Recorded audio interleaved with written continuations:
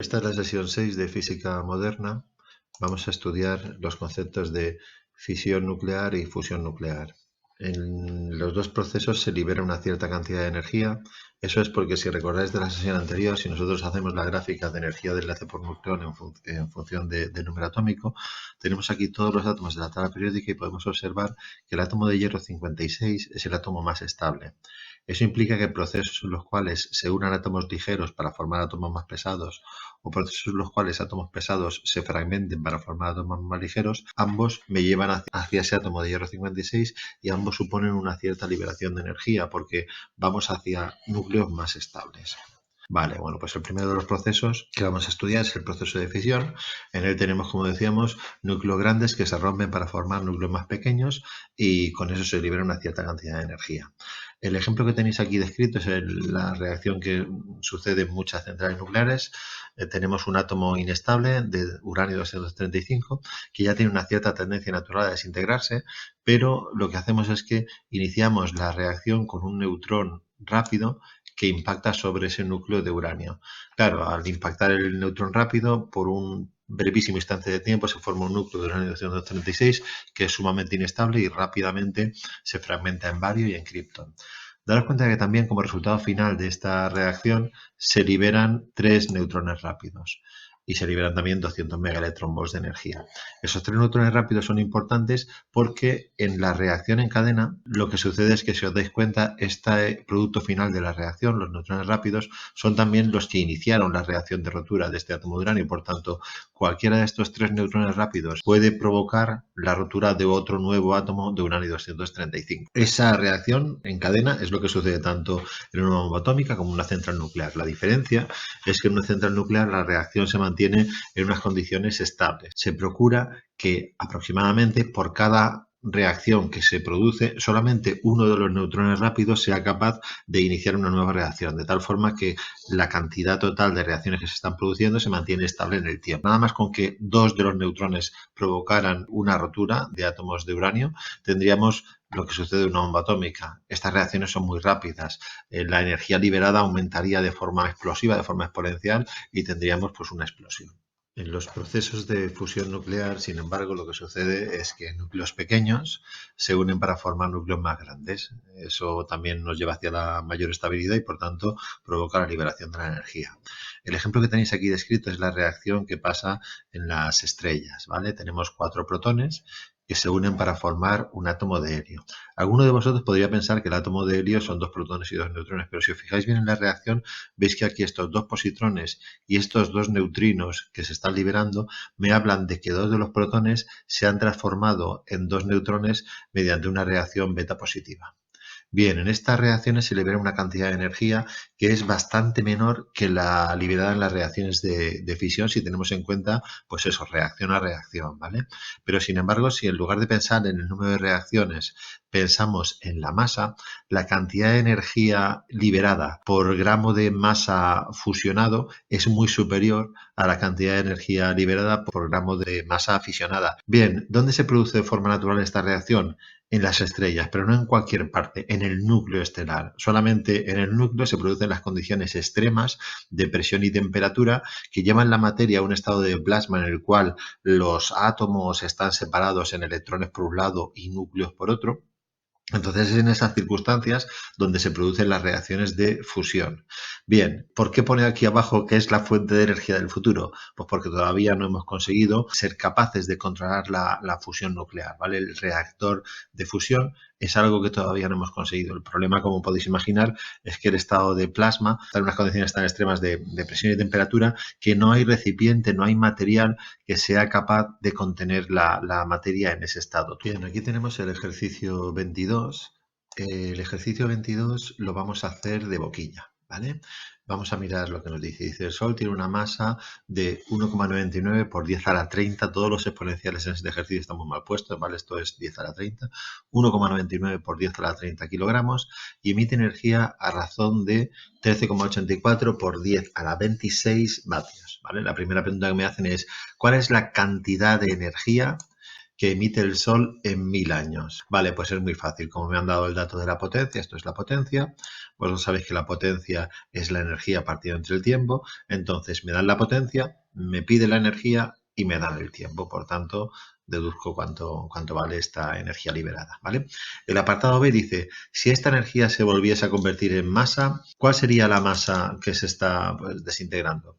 Pues es muy fácil. Otra vez yo acabo de calcular en el apartado A la energía. Entonces, como me piden masa, yo convierto la energía en masa a través de la ecuación de Einstein, ¿vale? Energía es igual a la masa multiplicado por la velocidad de la luz al cuadrado. El apartado C dice, ¿qué tanto por ciento de la masa del Sol representa esta masa? Vale, pues acabo de calcular la masa del apartado B y aquí tengo la masa total del Sol. Entonces solamente tengo que hacer, dividir una cosa entre la otra y multiplicar por 100. Entonces obtengo el tanto por ciento de la masa del Sol que esta cantidad representa. Y por último, en el apartado D dice, ¿qué tanto por ciento de la masa total perderá el Sol a lo largo de su vida? Entonces, bueno, es repetir los mismos cálculos de antes, el apartado A, B y C, pero ahora cogiendo estos 10 a la 10 años en lugar de coger estos 1000 años que hemos cogido en el apartado A. Y repetimos todos los cálculos y obtenemos este porcentaje. En esta diapositiva nos hablan de las reacciones nucleares naturales, ¿vale? Lo que se llaman las cadenas radiactivas.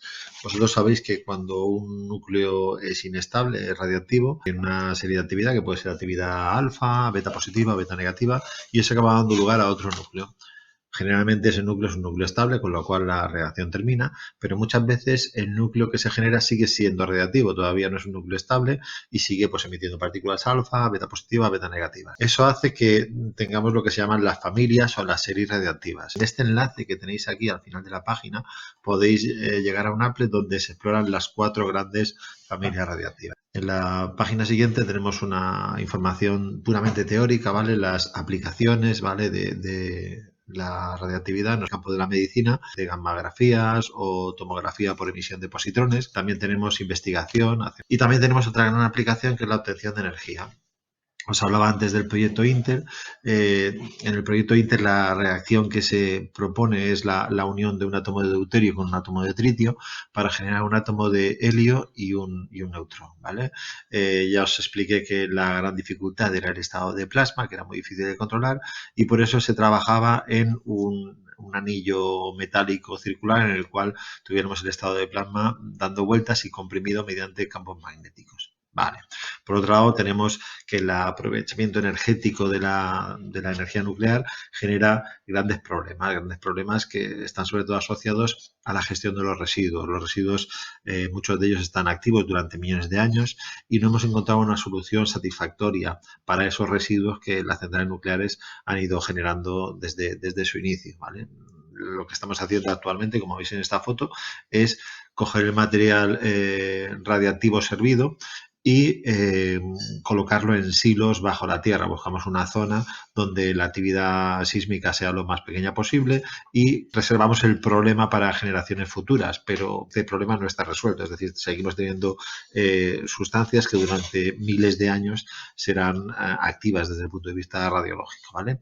Alternativas que se proponen, pues alternativas como pues lanzar al espacio esa sustancia radiactiva, o bien la transmutación a otras sustancias que sean estables y que no sean activas radiológicamente, lo cual pues es verdaderamente caro. Y también está pues eso, la posibilidad de almacenarlas en la zona de subducción, donde pues sabéis que la corteza oceánica se pone bajo la corteza continental y esa sería una forma de que pasara pues definitivamente al manto y olvidarnos de esta sustancia radiactiva. Bien, luego tenemos unos cuantos ejercicios. El ejercicio 24 es de tipo teórico y dice qué características tienen que tener los isótopos utilizados como radiofármacos desde el punto de vista de la desintegración radiactiva. Bueno, pues es muy fácil, ¿vale? Cuando nosotros utilizamos un isótopo radiactivo, nos interesa que esté activo el tiempo suficiente para que la prueba se pueda hacer. Por tanto, no puedes tener un periodo de desintegración excesivamente corto, porque eso supondría que no tendríamos tiempo de poder hacer la prueba y poder detectar esa actividad actividad radiactiva. Pero por otro lado, una vez tenemos el tiempo necesario para poder hacer la prueba, nos interesa que esa sustancia radiactiva cuanto antes desaparezca del torrente sanguíneo. Por tanto, tiene que tener una vida media suficientemente grande para que dé tiempo a hacer la prueba, y una vez ese tiempo para hacer la prueba lo hemos tenido, cuanto antes desaparezca de la circulación, mejor, porque sigue siendo una sustancia radiactiva que podría provocar problemas en el organismo. Vale, la siguiente pregunta dice: el excreto puede visualizarse inyectando al paciente fosfonatos marcados con tecnecio 99 y detectando las partículas gamma emitidas. Esto se llama gammagrafía ósea. Dice: el periodo de semidesintegración del tecnecio es de 6 horas. Parte del tecnecio quedará en el cuerpo del paciente al cabo de 24 horas, suponiendo que el cuerpo no lo elimina en absoluto. Bueno, pues es bastante fácil. Como el periodo de semidesintegración son 6 horas, pues al cabo de 6 horas tendríamos la mitad. Al cabo de 12 horas tendríamos una cuarta parte, al cabo de 18 horas tendríamos una octava parte, y al cabo de 24 horas, cuando han pasado 4 periodos de semidesintegración, pues tendríamos una 16ª parte. ¿Qué diferencias hay entre una imagen obtenida por este método y una radiografía de rayos X? Bueno, pues fundamentalmente dos diferencias muy grandes, ¿vale?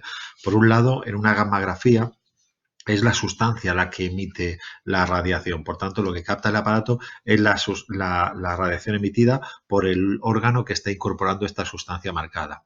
En el caso del rayos X es todo lo contrario. Nosotros irradiamos el cuerpo de la persona, entonces la matriz de fosfato cálcico de los huesos no permite pasar estos rayos X, y por tanto lo que obtenemos es la parte de radiación que no hemos permitido que pase. Es decir, los huesos absorben esa radiación y por tanto no puede pasar. Por decirlo de alguna forma, es como si captáramos la sombra de los huesos, ¿sí? Totalmente distinto. Por otro lado, también hay otra diferencia, es que las imágenes que me permite captar una radiografía son imágenes siempre estáticas. Yo capto una foto, una instantánea de cómo se encuentra el hueso en ese momento, ¿sí?